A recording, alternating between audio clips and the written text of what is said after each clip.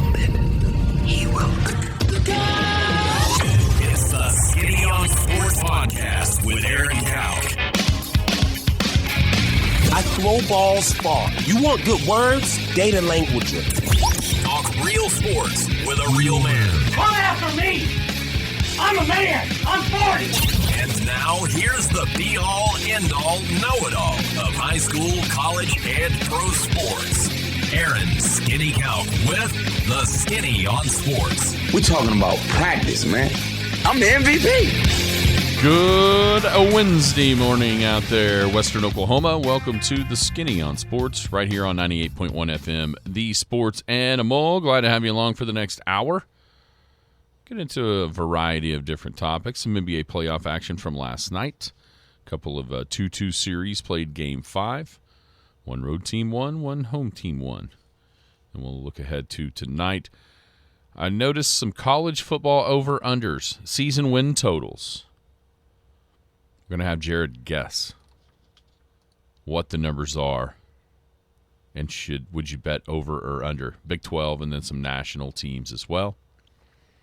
And then spring sports wrap up from yesterday. Class 4A boys state golf tournaments over at Prairie West in Weatherford. Got some soccer semifinals in the books. And a variety of other things that we could get into as well. 225-9698 is the phone or the text line. 225-9698. Give us a call. Don't give us a call. The phone doesn't work anyway. Shoot us a text. We can talk about anything you might want to in the world of sports. If you're ever going to be outside the listening area, you can stay in touch with our show a couple of different ways. Log on to kadsam.com, or you can download the app. The Paragon app has it all. Radio. 3 different radio stations. It's got the Penny News. Brand new edition of the Penny News hit the website last night at midnight. ThePennyNews.com. Check out the deals there, or you can pick up a free copy of the Penny News. Coming later this afternoon, for sure by tomorrow morning when you're listening to us. All kinds of free copies of the Penny News out there. Big Elk TV, Jared and Hunter will be on the call tomorrow, 1:30. The Elk City Elks and the Oologah, are they Mustangs? Yes. I thought so. Oologah Mustangs will be going at it. 1:30 at Edmond Memorial.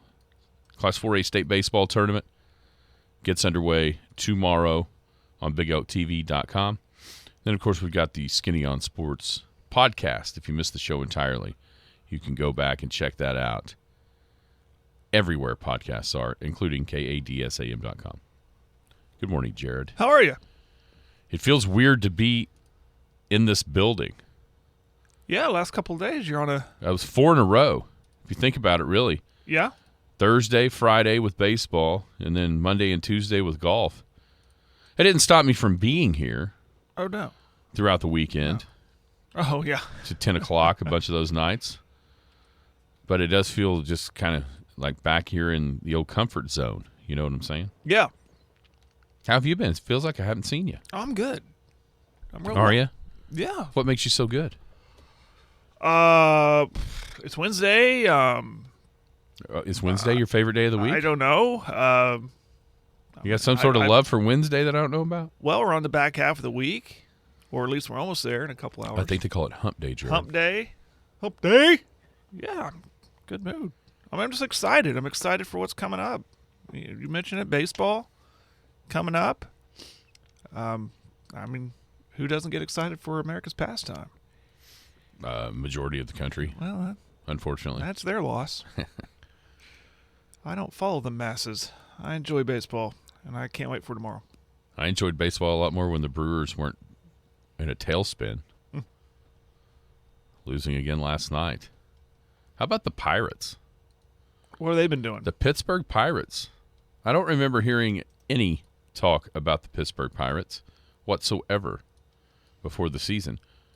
They are 21-16, leading the NL Central. There you go. They're only 2-8 in their last 10. But unfortunately, the Brewers and Will's Cubs were unable to take advantage of that. Both those teams are 3-7 in the last 10. So the Pirates still hold a half-game lead over the Brew Crew.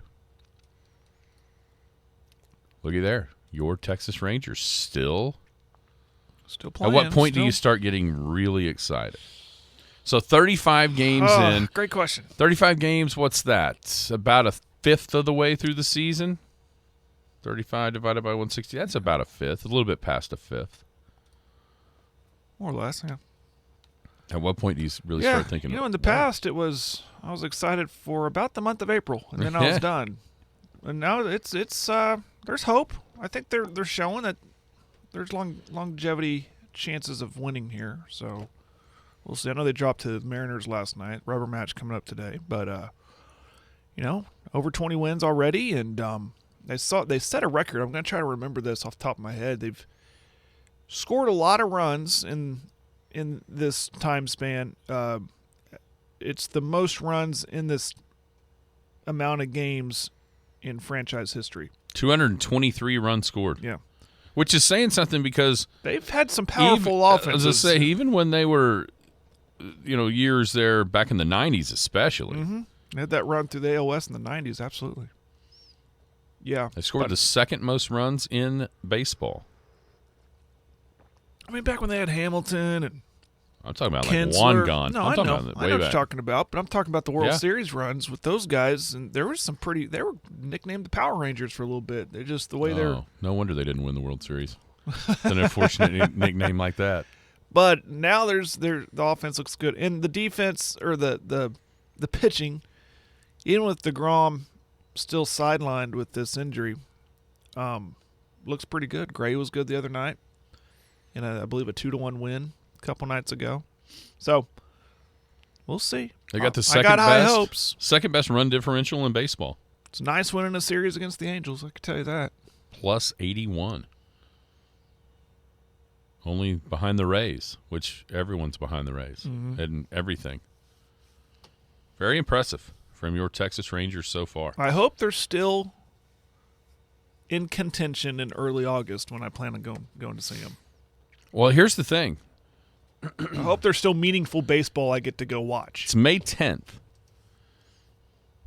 And with the way that the standings look, I mean, you're almost assured of June, at least the 1st of June, mattering. You know what I'm saying? I mean, they can't hardly play bad enough for that not to happen. So you're already 2 months. You're already going to be 2 months ahead of normal. Very good. Yeah, it's fun. Question on the text line: have we talked about the sucker punch? Yes, we talked about that yesterday. Yeah, I think we said our piece with that. How ridiculous! Yeah, it's pretty ridiculous. Some of that's becoming. Hey, there's a kid on this text line. State Golf.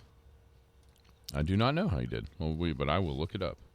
Let's talk about the state golf tournament yesterday. The Elk City Elks end up 4th in the 4A state golf tournament. Tied for 3rd going in. Cassia Hall went past them. The Elks' 1st and 3rd rounds weren't their best. 2nd round they played pretty well. And ended up being in 4th place. Man, it was pretty exciting there at the end with Oklahoma Christian and Heritage Hall. I think most people thought so. Playing up the 18th, Ben Lathrop, a freshman from Heritage Hall, which look out, that dude is good for a young guy, and Ryder Cowan playing up the 18th. Ryder hit a shot from the trees onto the green, had like a 20-footer for birdie. Ben knocked it in there tight. He hit it right down the middle, and he hit it to about 2 feet.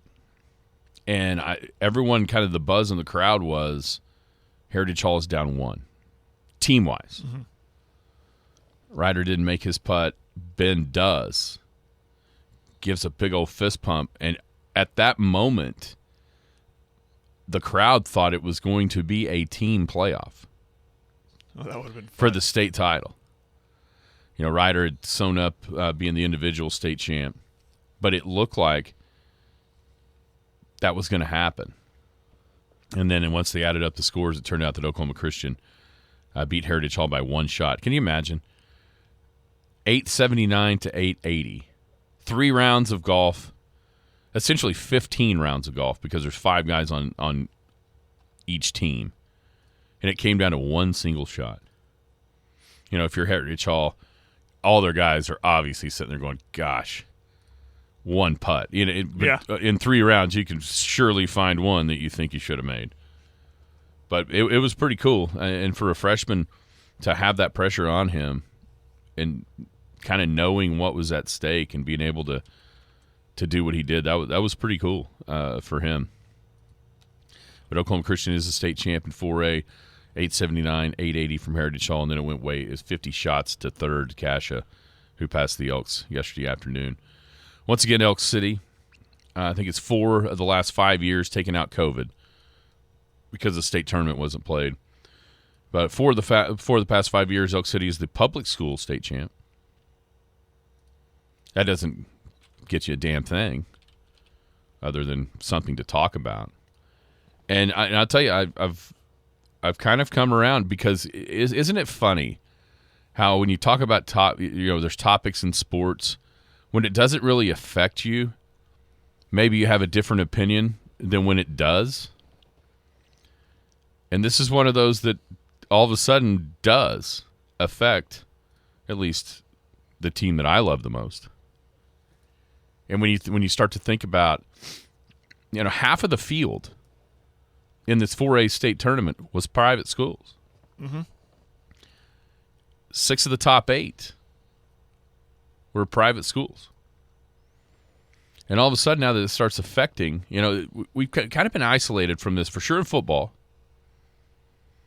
because of the size of the schools. You know, just our location and that's right. You know, every now and then Heritage Hall might be in 4A, but for the most part, it really doesn't affect. I just don't think they want to be.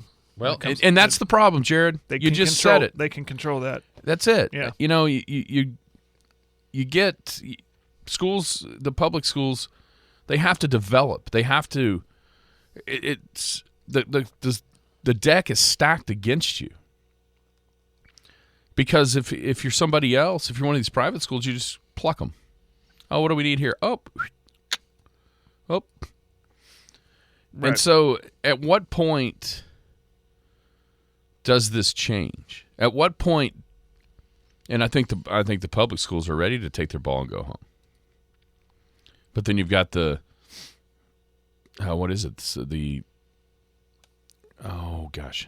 cease and desist letter from the Secretary of State, Attorney General. Attorney General. That's right.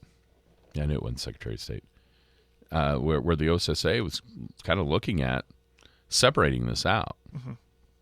And then you have that letter from the Attorney General, and it's interesting now that, you know, like I said, when you start to realize how much it has affected results for Big L Golf. I mean, I think you can – it's impossible to know this without, you know, going back and looking at every single thing.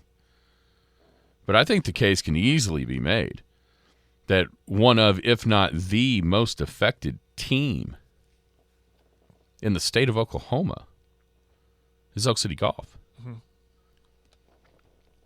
You know, 4 of 5. I mean, just in the last 5 years, 4 of 5 that you don't get. At what point does this separate, or does it ever? Do you think? Well, I think they're trying to close the gap at the legislative level with the school choice. You know, what do you call that? The voucher system. I'm not fully, you know, we need to get, I almost called him Coach Sparks again. We need to get Superintendent Mike Sparks in here. Maybe he could steer us in the right direction when it comes to this. But the school voucher program, basically closing that gap, allowing more opportunities for students. There's already open transfer, but allowing more opportunities for parents to make that choice and make it more affordable for them. If they, hey, you know, my kid fits in better here at this private school than does at this public school, or vice versa. So I think that gap is trying to be closed, where, and it will be years down the road until we start seeing the results on the playing field. But I do think there are efforts to try to close that gap, but I think there is pushback, like you mentioned, from the state attorney general when it comes to separating. But what stuff does the like that. state have to do with OSSAA? I know. It should be nothing. I know. You're right. It just is. I totally agree with you. But they're just trying to make it more fair, and and we do have the open transfer, so it makes you think, well, what stops some public schools saying, listen, you're really good at golf over there in that small school, and you only live 20 miles away from our campus. Why not bring your sticks over here? It's true. There are I do know each school has set capacity limits where they will have to turn away students because, hey, we are at max. Teachers can't handle 30-plus kids in their classroom every hour, and right. or at the grade level all day. So there are max levels or cap levels, and that goes throughout every school. And then it turns into expansion and building needs, and all of a sudden you're talking about Elk City. If this is a thing where they're allowing anybody and everybody to come on over, and all of a sudden, okay, we got to hire teachers. We have to yet build more space. Oh my goodness, we're on the verge of being a 5A school. I mean, there's a lot of questions floating around, but I understand your frustration. I absolutely do. When on the private side, where it does feel like it's more of a competitive advantage, where they can, And now I wonder, is there a way, or is this happening? And this is all speculation, and I'm not accusing, so please don't blow up the text line on this. But no, please do. We need the numbers. Or Heritage Hall, or are those private schools, or do they have special scholarship programs where, they see Joey over there who's good at golf, but he can't afford to get into Heritage Hall? Well, they make an exception for him. They find a way to get that done, to get him on campus and to get him on that team. Is that happening? Oh, it is. Yeah, that's where I got issues. It is. But it was an exciting day. Congrats to Ryder Cowan. I mean, he grew up here, and he's going to be really fun to watch. Going to OU. At OU. It was he was impressive. I mean, I remember, him being just a kid. Now to see him growing up, and the difference in his game, man, he's good. There is no doubt. He carries himself the right way. Very, very good. That's why it's so easy to root for. I've never heard a bad thing about this kid. Yeah, and, that's right. I don't know him personally. Obviously, I know his granddad, but I just comes from a good family, it sounds like. And, again, obviously we wear the crimson and cream around here, but even if he went up north to Stillwater, I think I'd still be rooting for him pretty hard. Yeah, he can play. There's no doubt about it. Mason Schmidt, senior from Elk City, ends up fourth place, 70, 69, then 75 yesterday. 3-day total of 214. He improved. Gosh, I think he was like 8th or 9th last year in 4A at Bowling Springs, so he improves up to 4th. Nathan Womack, also a top 10 performance. He shot 76, 74, 75. 3-day total of 225. He ended up 8th. Kind of the crappy part of the finish here is the way that All-State's done, and I get it's the way it's always been done. But so what happens is the seniors from the west side of the state and the seniors from the east side of the state are all competing at the state tournament to be an all-stater. And then the top two from the west, top two from the east get granted all-state. And then there's some at-large or bids that can be made if maybe you don't play your best, but you've had a really good career, right? I mean, that just kind of happens sometimes. But for the Big Elk seniors, Mason Schmidt finished 4th in the tournament and did an All-State. Nathan Womack finishes 8th in the tournament, does an All-State because Ryder's west side, and then his teammate Bryant Polhill shot 208 total. So those are your two All-Staters. Then you look over at the east side. Mason beat the first guy, the closest guy, by 15, and the other guy by, 29? No. I didn't do my math right. 21. Nate beat the first guy by 4 and the other guy by 10. It just happens that way, right, with the year and what happened. But it just kind of stinks for those guys to look up there at that board and go, wait a minute. We both were in the top 10. This other guy was 15th, and another one's 30th or whatever it is. But it just doesn't work out the way. So hopefully one or both of those guys can maybe get an at-large bid. But the Elks probably should have been third. At the end of the day, they were the third best team. Just didn't quite get there over there at Weatherford. But congrats to Ryder, congrats to OCS, and it was pretty cool there at the end when everything was on the line, and you see a freshman step up. Number 18 at Weatherford it used to be number 15. I mean, it's a tight tee shot to get it in the fairway. He hit it right down the middle, about 50 yards away from the green, 60 yards. He hit it to 2 feet and made it when he had all the pressure in the world on him, thinking this is for the team, this is for trying to win an individual state championship. So that was cool to watch. Yeah, Heritage Hall freshman Ben Lathrop do that, but it wasn't enough. As OCS wins, also sticking with golf and sticking with the private school domination, but at Lake Hefner in 2A, a guy named Callan Bond, community Christian. We might have to text our man Ed Hughes and make sure that the golf course isn't on fire, because he burned it up 67, 63, 67, 197. Wow. In the 2A state tournament up there at Hefner. That's getting her done right there, boys and girls. 67, 63, 67 for Callan Bond. He runaway individual state champ in 2A boys golf. There are a ton, and speaking of 2A, I'd pulled up those scores too because of our question on our text line. We had a young man from Radin.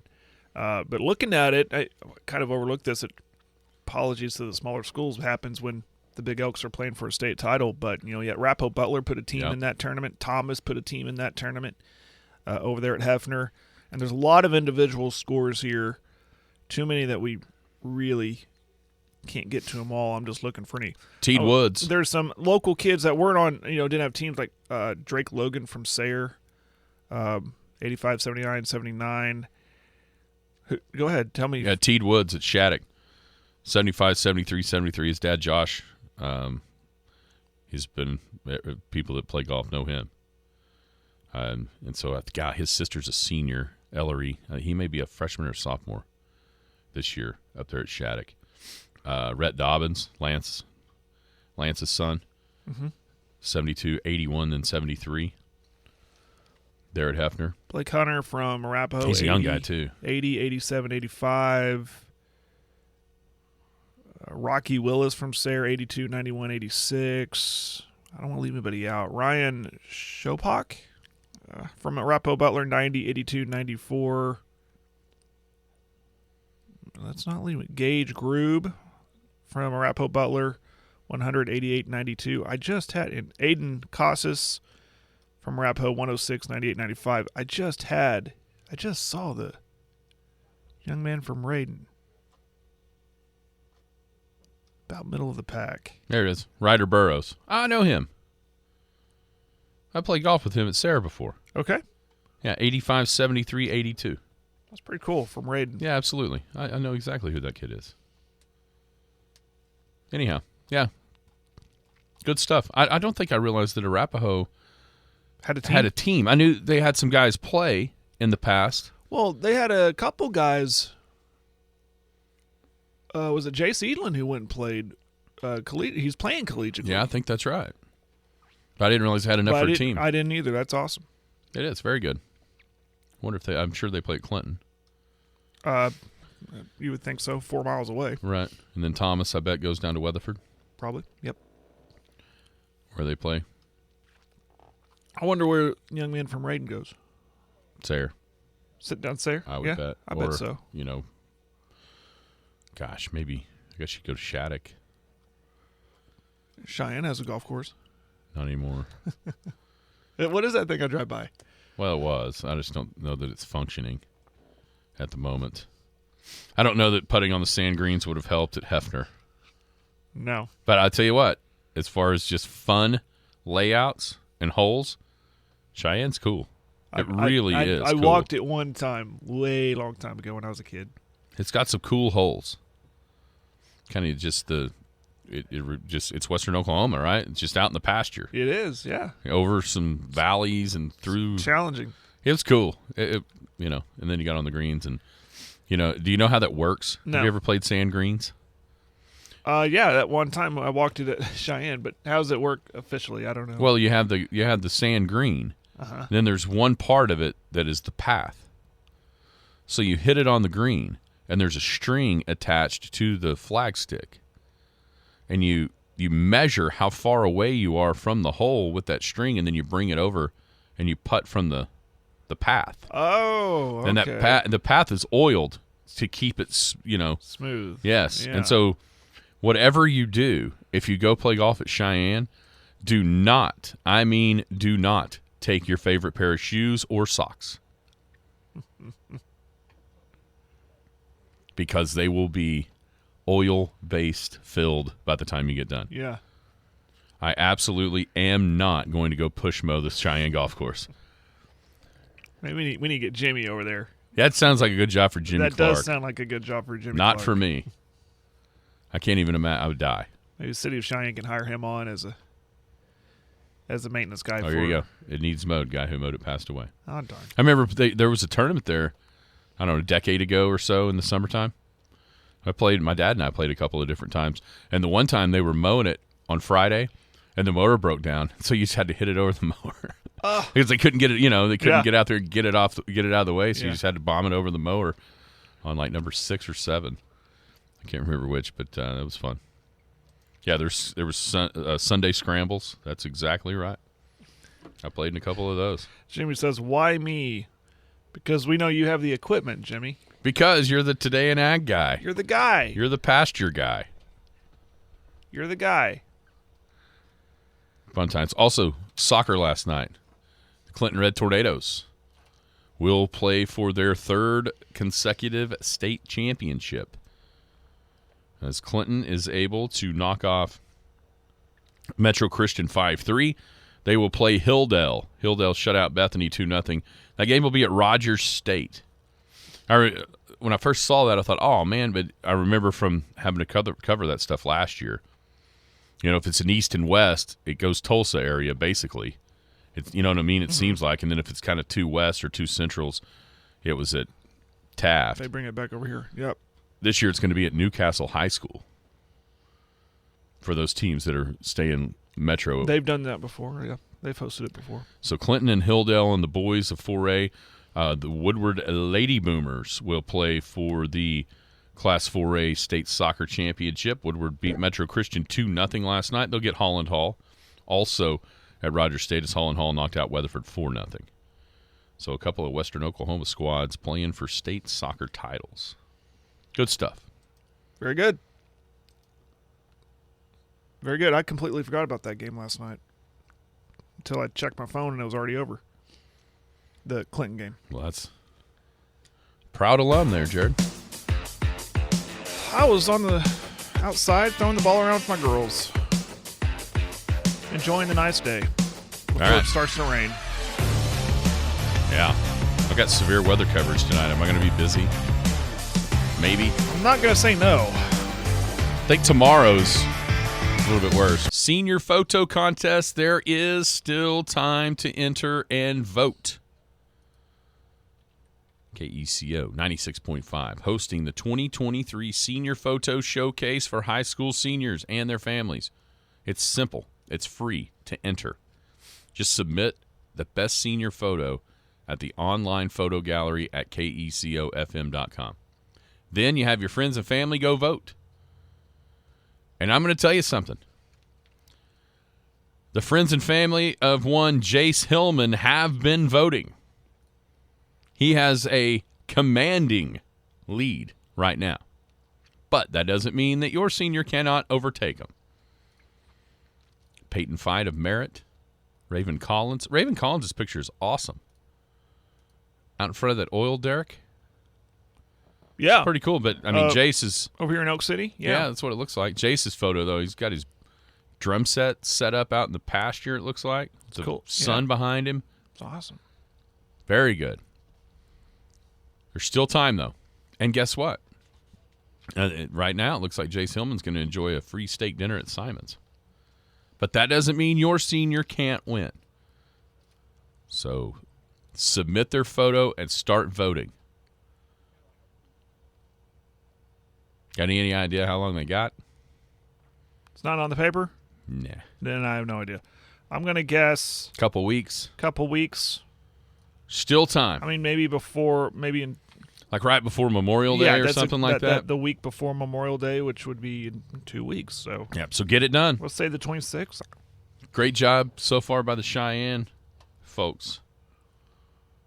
This is Jace, and his picture's cool. There's no doubt. That is a cool picture. It's a very cool picture. All right, Jared. I don't know if you saw the Betting AG came out with their season win totals in college football. Over-unders. I heard a little bit about it. I didn't sit down to watch or look at it all. I heard some of it. Who do you think has the highest over-under? Ohio State. In the no. Oh. You know, No. In the Big 12. In the Big 12. Mm-hmm. Texas. You would be half right. You're telling me there's a tie. I'm telling you there's a tie. What I just heard there. I'm telling you there's a tie. Tie with? Is it with OU? It is with OU. How many wins do you think that total is? Now, it's just regular season, just the 12-game regular season schedule. Mm-hmm. Let's go with 9. 9.5. You were so close. 9.5 for Texas, 9.5 for Oklahoma. Okay. In your informed professional opinion, which one of those two schools has the best chance of going over?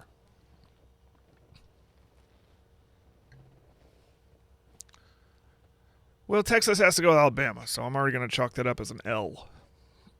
Although they did play them good last year, but this is at Alabama, and that's a different animal. Let's go with, but I'll stay with Texas. I think they can go over. Better chance than OU. Yeah, I know that OU schedule's so That's why I'd say blah. OU. That's why I'd say OU. But I think talent-wise, Texas is just a lot better. Oh, do you? Yeah, I do. Interesting. Especially a wide receiver. Oh, yeah. But What's that guy's name that dropped all the passes last year? Xavier Worthy. still there. Yeah. Now, at Bama, you would almost chalk up as a loss, right? That's a tough game. Yeah, but, there's an opportunity there for Texas because Alabama getting a new quarterback in there wasn't overly impressive in their spring game. But just from But a it's schedule, still Alabama. just from a schedule standpoint, at Alabama is way harder than anything OU's got non-conference. That is true. That is true. And then here's another thing. Oklahoma, when you look at the sheet right here that I've got in front of me, after Texas and Oklahoma at 9.5, the next 4 teams in order: K-State 8.5, Texas Tech 7.5, Baylor 7.5, TCU 7.5. Of those 4 teams, Oklahoma plays one of them. Only TCU, and TCU is a home game for the Sooners. Whereas, if you look down Texas's schedule, they have to play Baylor, they have to play Kansas State, they have to play at TCU, and they have to play Tech. So you know what I'm saying? Just from the schedule and the way that these are listed, Texas's schedule is much more difficult than Oklahoma's. Yeah. And that's why I'd give the Sooners the nod. I'm not saying that Oklahoma's going to beat Texas even. But as far as, which team could finish 10-2, OU's schedule set up a lot better than Texas's. Would you have K-State, the way that this is listed, as essentially the third best, the third favorite in the league? Yeah, I would. I think after winning the conference title last year, I think it's finally time to start, a lot of people liked, including myself, like Kansas State as being that, that's a cool team. They're pretty good. Keep an eye out for them. Underdogs, underrated type of team. And now I think it might be a year where they're the real deal. Let's take them seriously. Kleiman is their guy and going to keep them going. So I can definitely get on board with them being the third best team, maybe even the second best team in the conference. But based on that, yeah, I agree with it. I think the entire offensive line is back. Quarterback is back. They lost some on the defense for sure. And, of course, Deuce Vaughn as well. But I couldn't agree more. It feels like with Kleiman kind of cementing his spot there, I think they signed him to an extension just last week. Mm-hmm. It kind of feels like, even though TCU had the season they had last year, let's see him back it up, right? Because to me, starting next year in the new Big 12, it feels like Kansas State, at least right this second in my mind, has the inside track at being, at least for the first couple of years, the program. I really thought that was going to be Oklahoma State, but I don't feel that way about the Cowboys right now. Here's the problem with what I just said about Kansas State. I said everything that they're that nice team, keep an eye on them. Everyone kept an eye on OU and Texas and even OSU. No one ever thought Kansas State could be a contender. They thought they'd be a good team, but not Iowa State. No one thought that they could be a good team that could actually win the Big 12. Then they go and do it last year against a really good TCU team.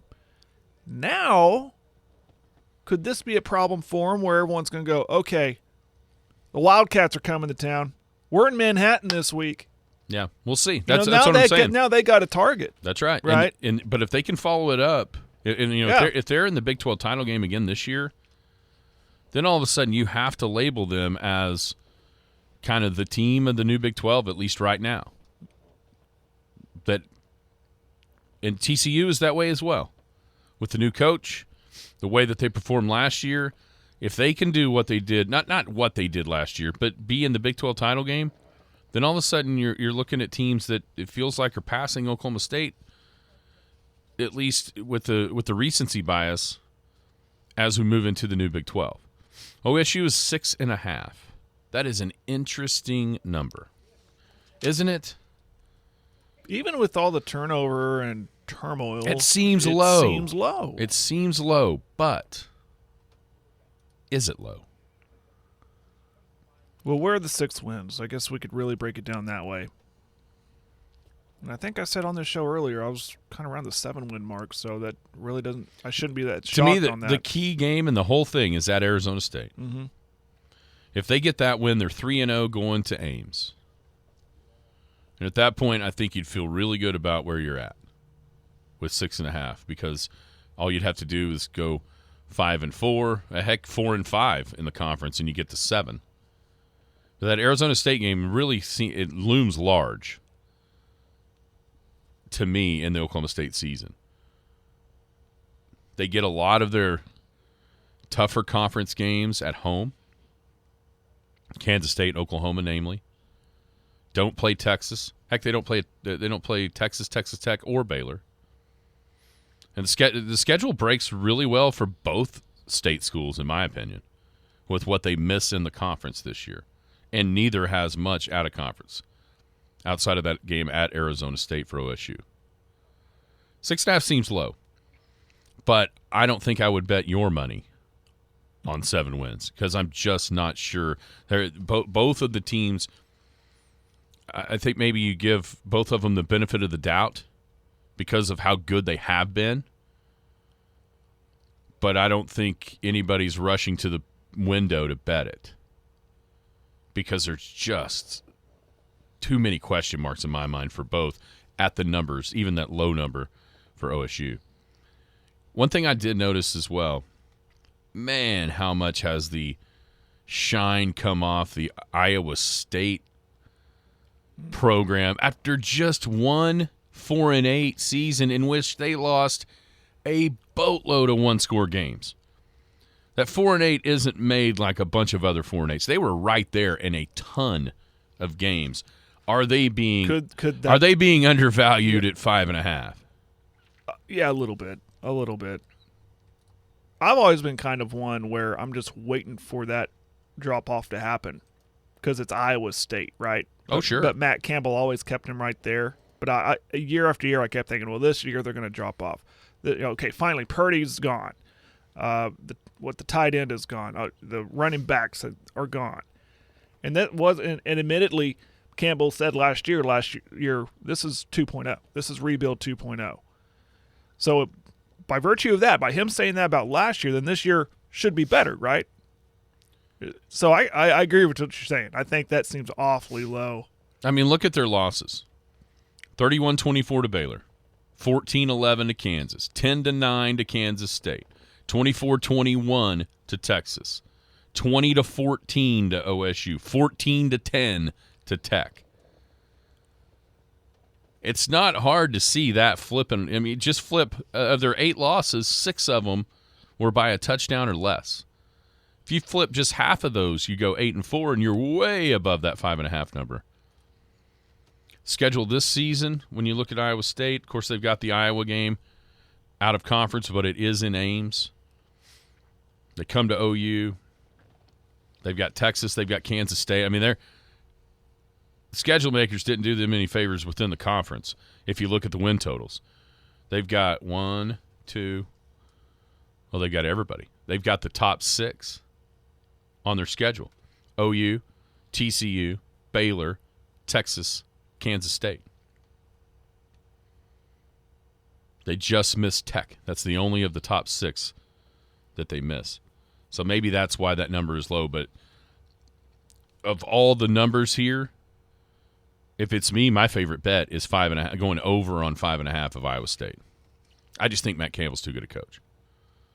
Now, you answered this question earlier, but without me asking it. Who do you think has nationwide?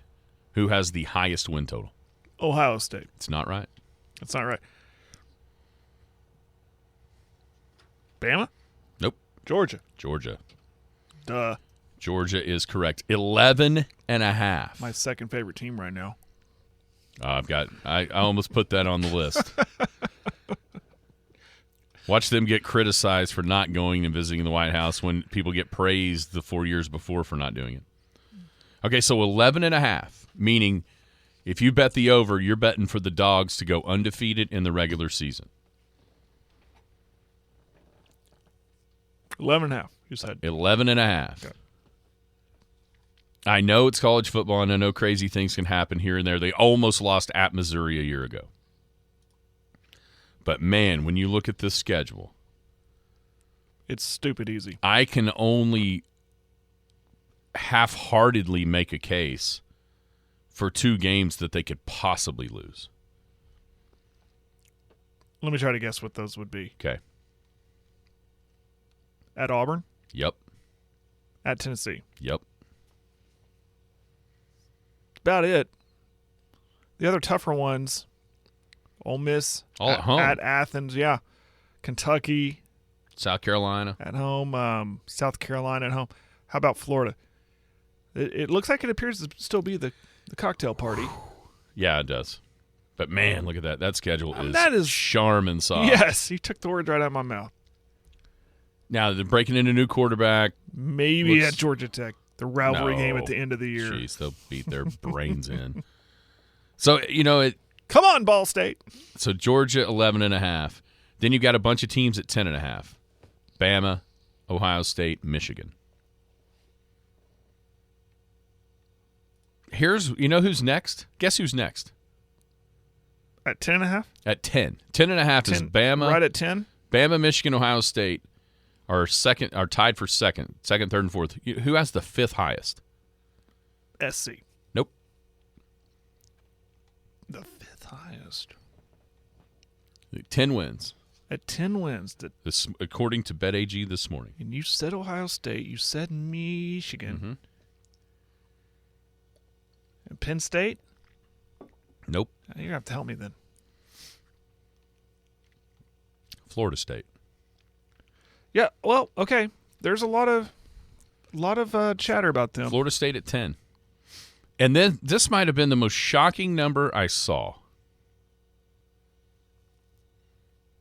What do you think Florida's win total is? 8. 5.5. Wow. They're going to fire their coach already. 5.5. So then I thought, well, my gosh, who are they playing? Well, they go to Utah in that return game that they won a year ago. Tennessee's at home. their West teams are just Arkansas, and at LSU is obviously probably going to be tough. But, man, that seems really, really, really low. Now, the problem is one of their out-of-conference games is Florida State. But, man, 5.5 for the Gators? Seems low. Did you mention LSU? LSU's 9.5. You know Florida State plays first year. Yeah, LSU. For very first game. That should be a good one. That would be a real good That's one. what we need to do tomorrow. We need to look up the out-of-conference games. You know, Yep. I'm sure Ohio State goes to Notre Dame, return game there. Texas goes to Bama, return game there. You mentioned that one, that LSU-Florida State. Wonder where that one's at. Yeah, it's Orlando. Okay, I was wondering it because last year it was in the Superdome. Remember how bad that game was for 3 quarters? For 3 and then quarters, it turned out to yeah. be just epic at the end. I have a feeling that's going to be a way better game this year. We'll do that tomorrow. All right, the Buckeyes. I just now you got me curious. I'm sure they go to Notre They Dame. are at Notre Dame. Yeah, I thought so. Where are they at? Did you look them up? Who's that? Notre Dame. They're kind of getting hot there at the end of the year last yeah, year. I didn't write them down. We can do that. We'll find it. I'm curious, the out-of-conference games. Or Wisconsin with a new coach. Wisconsin. With about 6 quarterbacks in their quarterback. Here's another one that seems low to me. Utah at 8.5. Ah, Wrapping it up on a Wednesday. NBA playoffs last night. The Nuggets take a 3-2 lead over the Suns, 118-102. Nikola Jokic was awesome. Again, triple-double. And then the other series, though. Are you surprised Philly went into Boston and got Game 5? not really. Because I kind of alluded to that on Monday that I thought Harden was playing really, really good. Without looking at his stat line last night, I didn't pay attention to that. How was he? Yeah, 30-some. Is it Tatum and Brown get love as they should, as one of the best duos in basketball. But is it possible if Harden, the way Harden, Tyrese Maxey finally played well. He had been struggling in this series, but he was 6 of 12 from 3, had 30. Embiid with 33. James had 17 and 10 assists. But doesn't it feel like Philly has the best 2 players in the series, at least the way they've been playing with Embiid and Harden? Yeah. Which is a mouthful to say because you of got how the good those guys have you been. got the MVP, and that's the thing. I'm talking about how good Harden is, and then there's the MVP. Yeah. So, yeah. Tatum, 11 of 27.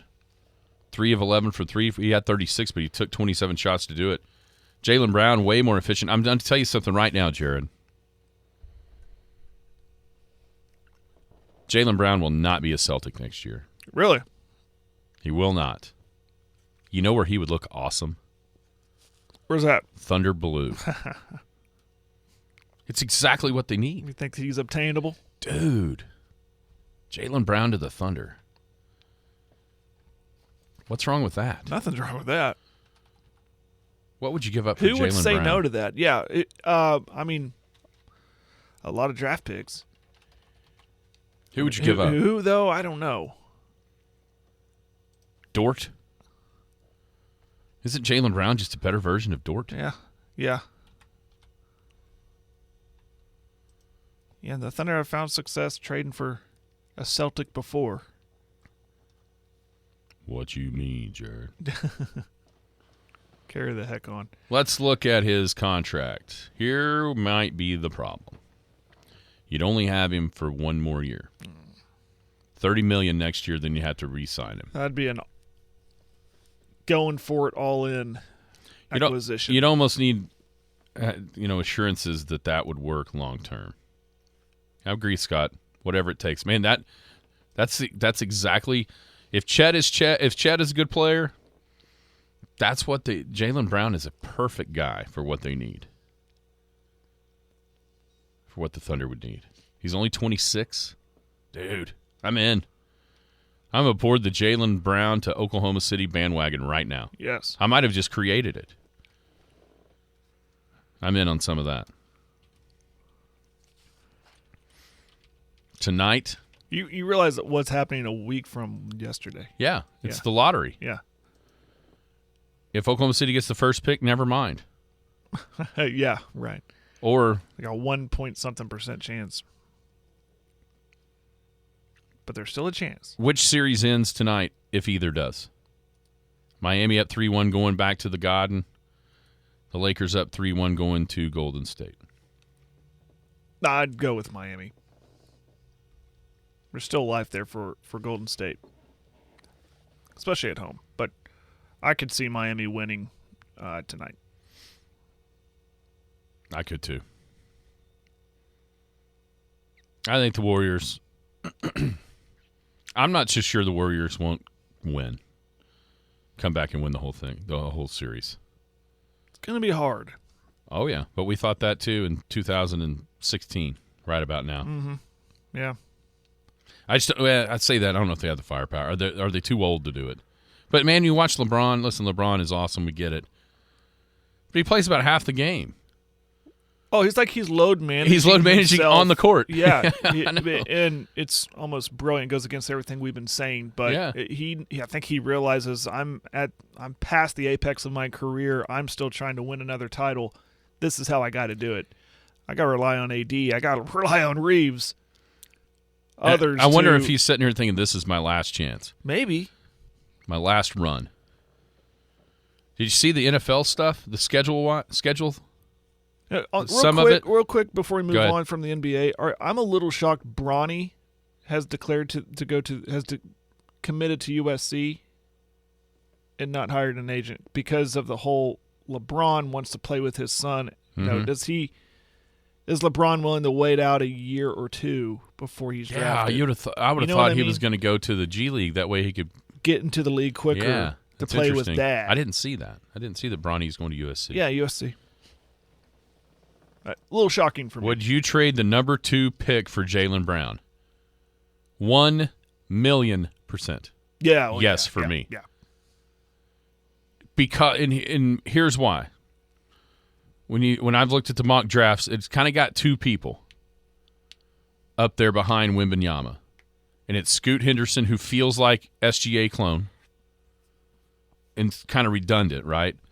Or Brandon Miller, who in theory is perfect for the Thunder, the Alabama guy, but there's no way in the world they're drafting him with the character stuff and the shooting that, all of that. There's no chance Oklahoma City would draft him. No, it doesn't fit. So, yes, I would trade the number 2 pick for Jaylen Brown with the assurance that he would sign with OKC. Yeah. Yes.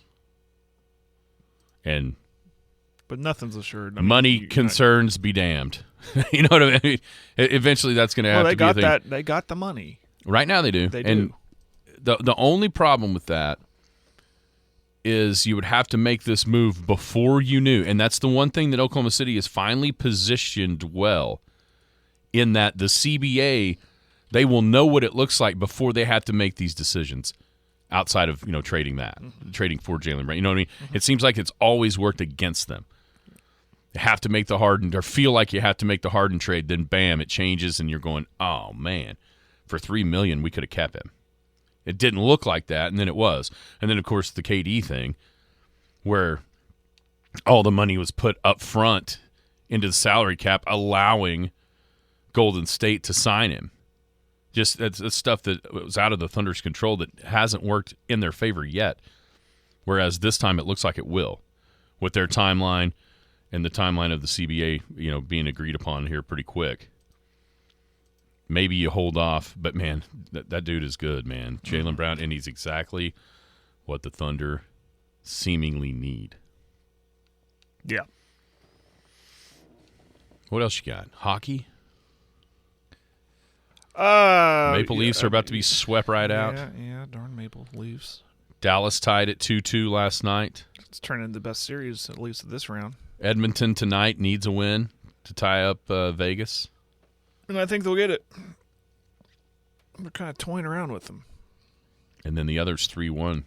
The Hurricanes. Looks like it's going to be the Hurricanes and the Panthers. Carolina and Florida. Hockey hotbeds. Playing to go to the Stanley Cup Finals. Anyway, the NFL, right quick. Yeah. You know what's going to happen this year for the first time ever? You're going to have a team go overseas twice in 1 year. That That Jacksonville going over to London. 2 weeks in a row. What's up? What else? First ever Black Friday game. Oh, that's cool. Jets host the Dolphins. And then Dolphins and Chiefs will be in Germany. So will it be a day? It's probably going to be a night game, isn't it? No. It's going to be during the day? 2 o'clock, our time. Makes me wonder when OU-TCU is going to happen. That's going to happen that same day. Right, but at night? It depends on how good they are. Yeah, that's true. Depends what that means, what that game will mean. Full schedule release tomorrow. Hey. You know who's going to have more primetime games than they may have had over the last 10 years combined? Who's that? The Jets, Oh, Jets, yeah, Jets, yeah. Jets. I was thinking it had to be a bad team. Yes. They're going to be get used to the green and white Yep. of the Jets. All right, that'll do it. I am furious if I'm a Jacksonville fan, by the way. Twice. In a row. And it's not like the Jags are easily the best team in that division. They're Yeah. going to make the playoffs. Yeah. I'm furious. It's up rate for the Jags. Everybody have a great Wednesday. We'll be back tomorrow. You've been listening to the Skinny on Sports podcast with Aaron Cow. Be sure to hit that subscribe button to get alerts of when the latest podcast is available. Thanks for listening.